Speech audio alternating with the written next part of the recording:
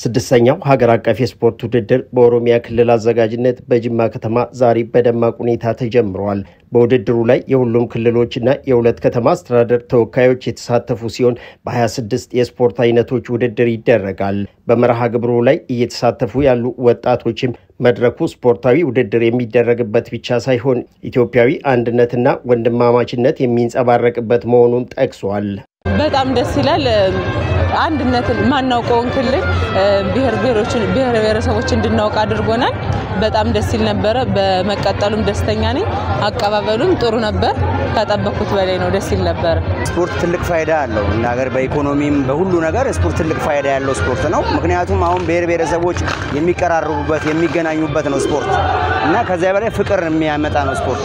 ስለዚህ ይሄ ነገር በመቀጠሉና በመጀመሩ ለኛ ለስፖርተኞችም ለማህበረሰቡም ትልቅ አስተዋጽኦ አለው ብዬ አስባለሁ። ረጅም ጊዜ በኋላ ነው ውድድሩ ላለፉት 9 ዓመታት እንደተቋረጠ እናቃልና ዛሬ ደስ የሚል ድባብ አለው። በተለይ ደግሞ ጅማ አቀባበላቸው ሁሉ ነገራቸው በጣም ደስ ይላል። ይሄ ነገር ተጠናክሮ ይቀጥል የሚል እምነት አለኝ። ደግሞ ደስ የሚል ነገር አለው። በጣም ነው ደስ የሚለው አቀባበላቸው ሁሉ ነገራቸው በጣም ወደናል። ደስ ይላል። እንግዳ ተቀባዮች ናቸው። በጅማ ከተማ የሚካሄደው ስድስተኛው ሀገር አቀፍ የስፖርት ውድድር በአህጉርና በዓለም አቀፍ መድረኮች ላይ ኢትዮጵያ ወክለው የሚሳተፉ ጠንካራ ስፖርተኞችን ለመለየት የሚረዳ ነው። ይህንኑ በመረዳት ልምምድ ሲያደርጉ እንደነበር የጠቆሙት ወጣቶቹ ውድድሩን በበላይነት ለማጠናቀቅ የተቻለንን ሁሉ እናደርጋለን ይላሉ። በደንብ ዝግጅት አድርጌ ክልሌን በመወከል መጥቻለሁ። ጥሩ ውጤት እጠብቃለሁ። እንደ እግዚአብሔር ፍቃድ አሸንፌ በደስታ እንደመመለስ ተስፋ አደርጋለሁ። በርካታ ዝግጅቶችን ስናደርግ ነበር። ሱሉልታ ላይ ነው ካምፕ የቆየ ነው። ረጅም ጊዜ ነው የቆየ ነው።